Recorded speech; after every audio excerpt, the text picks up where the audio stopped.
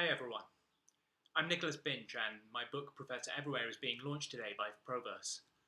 Given that the physical event isn't able to take place, I've been asked to record a few words to introduce my book to you and introduce myself as well.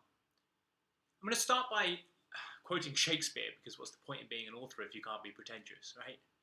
In Hamlet's rather overwrought instructions to the players about to put on the fictional murder of Gonzago, he says, "The purpose of playing, both at the first and now, was and is to hold as 'twere a mirror up to nature, to show virtue her own feature, scorn her own image." I've always thought the image of a mirror here is so beautifully apt, to see fiction and reality not as two entities, but as a reflection of one another, is something that has always stuck with me. And the more I read, the more I think that those lines are not just blurred, but completely non-existent. And no, I'm not talking about the Trumpian epidemic of fake news. Rather, I'm fascinated by the fictional narratives that we tell ourselves in order to find constancy and sanity in our real lives. And also by the honest and undeniable truths that can be found in completely made-up stories.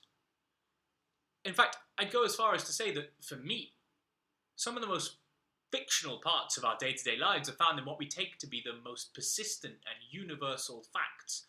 Things like gender, morality, culture, love. And by that same token, some of the most genuine truths are often found in some of the most speculative and fantastical of fiction. So I suppose that's why everything I try to write has a heavy dash of the speculative. Science fiction, fantasy, horror.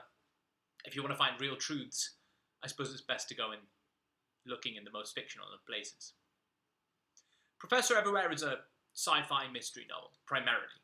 It's designed to be a fun read, a bit of a page-turner. Secret laboratories, shifting loyalties, alternate universes, government conspiracies. You know, people having sex and people getting shot. The good stuff. But for me as an author, it was also about achieving a degree of verisimilitude. I wanted to challenge myself to write something that felt like you weren't reading fiction at all, but a non-fiction, academic work, a memoir of historical events that some part of you feels like it actually all happened, but maybe you just forgot about it momentarily. Maybe you missed that lesson on that day in school. Maybe you were in the wrong universe at the wrong time.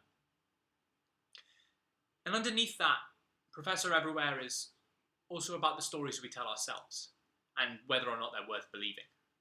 Those of you that have read the book know that my answer is a frustratingly non-committal sometimes. Anton Chekhov did always say that the business of being an author is not to provide solutions, but to pose questions in the right way. I'm really grateful to Gillian and everyone at Proverse for picking up this book and supporting it. There's a bunch of other people who deserve thanks as well. My wife, other writers, friends, and even if you're not persuaded to buy a copy, I'd urge, if you ever come across it, to flick to the back and read the acknowledgements. These people deserve to be recognised. Most of all, I'm thrilled to see it in print. May it be the first of many. And if you're on the lookout for a genre-bending, sci-fi, mystery thriller, please check out Professor Everywhere, online, on the Proverse website, or on Amazon. Thank you.